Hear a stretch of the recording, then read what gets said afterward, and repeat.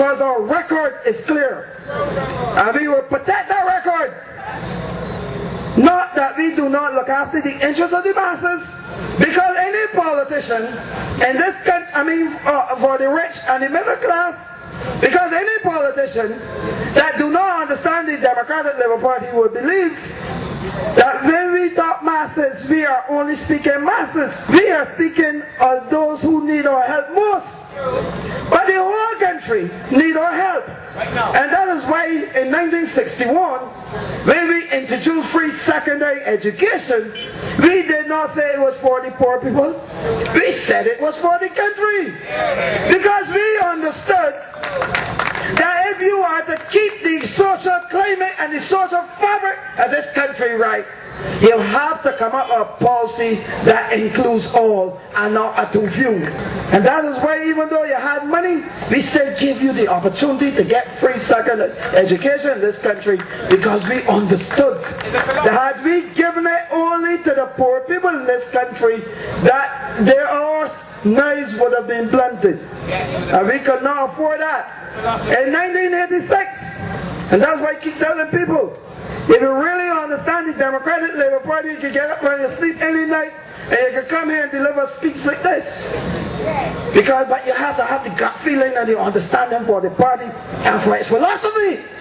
In 1986, when we brought the tax proposals, we did not say only for the masses. We brought tax proposals for all. But the important thing in those two policies, the ones who benefited most would have been the poor people of the country. We know how to keep everybody happy and to uplift the masses of the people. And that is why I'm saying the next time we are there, we should be soon and will be soon, that the Democratic Labour Party will ensure that you too get a share of the cake. You will get your fair share of the cake. Your cake has been dished out overseas. And there are people who believe that if they only give the rich, that they do not have to look after the poor, because the crumbs will fall and you will get some. Well, let me tell you something, you are not getting any today, because the crumbs are falling to what used to be the middle class, because they're catching hell, and the poor people not getting any of those crumbs, because the middle class scrambling too in this country. And the rich in this country, they're on the top also. And let me explain to you what I mean by the rich. Those persons who previously were the rich of Barbados, now because of globalization, they are now poor like all of us. That's right. You imagine Bill Gates coming to Barbados and you looking at Carl Williams and calling them rich. Carl Williams is poor to Bill Gates. So you see that this fight is all for us, the people of Barbados, whether you're white, black, green, cross up or whatever. You have to understand with globalization that we as a people have to come together and fight in the interest of Barbados. We cannot be exporting all of our jobs, all of our foreign exchange to buy food and so on. We have to come together as a people to ensure that this little rock called Barbados is still stable. The rate we are going, if we do not watch ourselves, we will sell everything we have, and then we have no identity to this country called Barbados in order to keep the economy of Barbados looking good. Because the truth is, everybody can talk about statistics and so on, but when it comes to Barbados, it's not all the fancy talk about statistics and so on.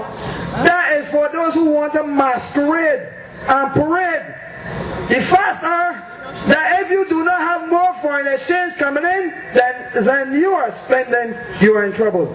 Simple as that. So don't expect me, because I might have done economics, to come in here and talk about this, that, and that. The hard facts are is whether we have foreign exchange to spend or not. I am not here about wasting your time.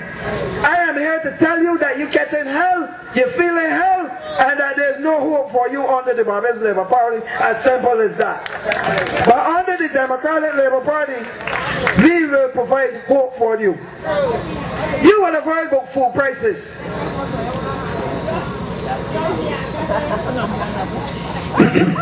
You would have heard about food prices. And what you would have gotten the impression that somebody can just come and say that food prices will drop and your life will get better. Every platform that I've mounted under the name of the Democratic Labour Party, I have said to you that food prices cannot be the solution to the problem. I've said that, I have been consistent, I will be consistent.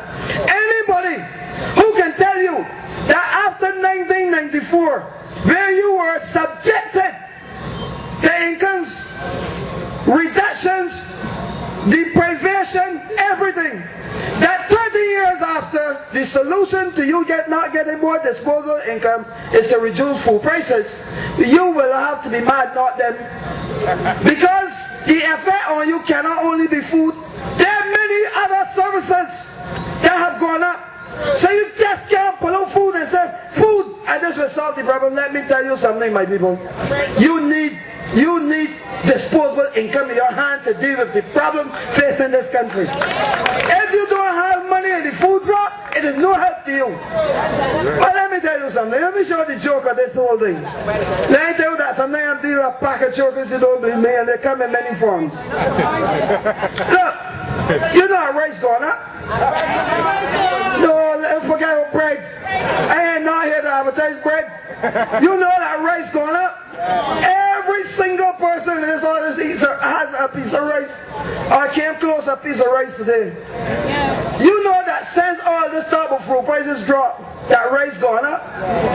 That Collectionian from St. Philip should put his hand in here and take a bow. Rice going up, prices going up, and his income is going up. So what? Nobody can guarantee you that prices will not go up. So the only way to solve the problem is more disposable income. And you do not necessarily need an increase in salary to get more disposable income. All you need to do is study Kellmanomics, and it's simple. Last thing I want to leave with you, I find it passing strange that the Barbados Labour Party have not said to you, and I want to leave this morning with you, about everything in the board arrangement. You know my position on the board arrangement. I do not agree with the board arrangement. I said it in St. Peter, I'm saying here tonight. The board arrangement is not about Barbadians. It is about those who have money to fleece the government, because once they give the project, they do not know the cost based on what is going on in this country. And everything going up. So their fees will go up too. They're the ones who control the project, not the government. So at the end of the arrangement, government will have to pick up the tab. Can anybody tell me the cost of the new judicial center? Can anybody tell me what it had cost previously as budgeted and how much it will cost in the end? When you see the Barbados Labour Party, you ask them for me. How come you're hearing about the highway, you're hearing about the airport, you're hearing about this, but you're not hearing anything about that? I also want them to know that I also know about the project, the Newton project, which already cost $30 million, over 50% higher, and they have just agreed to add another 13 million to complete. So you understand what is happening in this country? That all of a sudden, we are no big spenders. We can budget, we can double the budget, is no problem in this country. People, it is your money, and you have to find the money to deal with that problem. And I'm saying to you tonight that the way, and I agree with Richard, if you find a bad politician, it is not for me to solve that problem. And it's about time we preach this on the platform. I have been saying it for a long time. I want to thank Richard for raising it tonight. For too long we as politicians get up here and masquerade as if we could solve the problem with bad politicians. It is not for us to solve the problem with bad politicians. It is for you, the people. Thank you.